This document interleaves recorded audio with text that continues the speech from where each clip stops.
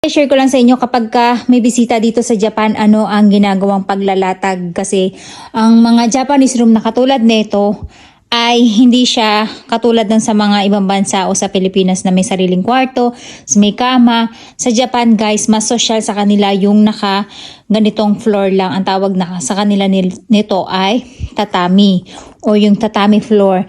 Para siyang banig sa atin sa Pilipinas kaya may amoy siya na parang welcome para sa kanila, pero minsan tayong mga parang mga hindi tayo sanay sa ganong amoy, yung amoy kubo, ganun yung amoy niya.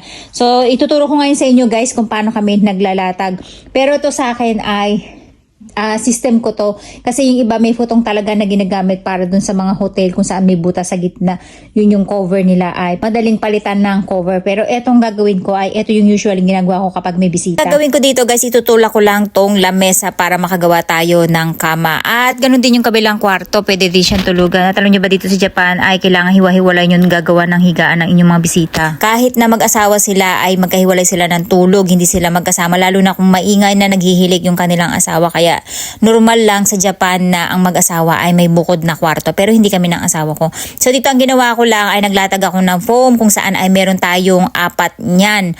Kasi nga kapag may bisita tayo ay kinakailangan meron tayong bukod na pinapagamit at pambisita lang talaga yan. So dito ang sistema ko guys, depende sa panahon kung malamig o mainit. Ang ginagamit kong kumot kapag taglamig ay blanket siya na kung saan ay parang mabalahibo. Kaya kapag humiga kayo dyan ay mainit-init talaga. Hindi katulad ng cotton kapag winter nyo ginamit yun ay malamig sa katawan. At pati pundang unan guys, nagpapalit din ako. May provide din akong sariling mga unan para lang sa bisita, as in bago talaga. And then every time yan nagpapalit ako ng pundang unan. And then sa ibabaw ng kanilang comforter ay maglalagay din ako ng another blanket. Yan yung pinakasapin kasi para anytime ay nalalaban siya. Kasi yung comforter guys ay hindi palagi yung nalalaban. Kaya dapat ay may bukod na blanket lang siya sa ilalim. And then ang ginamit ko lang dito guys na comforter ay yung medyo manipis lang.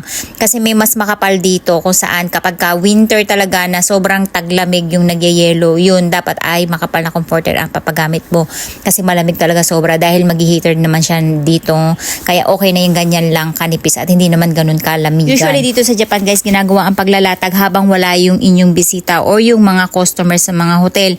Kasi para pagkadating nila doon sa kwarto, parang nasusurprise sila, nag-enjoy sila sa labas, and then pagdating nila pagod na pagod sila, meron na silang magandang mahihigaan o marerelax na higaan. Kasi yan sa mga kultura na natutunan ko dito sa Japan. At yun nga, yung mga bisita natin kapag kinabukasan ay sasabihin nila salamat sa paglalatag at nakatulog ako ng mahimbing sa iyong mainit-init na ginawang higaan. Kahit na simpleng higaan lang guys ay na-appreciate talaga ng mga bisita dito sa Japan. Tapos sa kanyo lang papatayin yung ilaw para pag sindi nila ay masusurprise sila. Tapos sa mga bisita dito ay may manners. Sila na rin ang nagtitiklop ng kanilang mga higaan. Minsan nagtatanggal pa nga ng punda yung iba. Katulad ko kapag pumupunta kami sa hotel ni Papa, tinatanggal ako na ng mga punda at comforter cover para less na yung trabaho ng mga maglilinis ng kwarto, 'di ba? Ang laking tulong din sa kanila.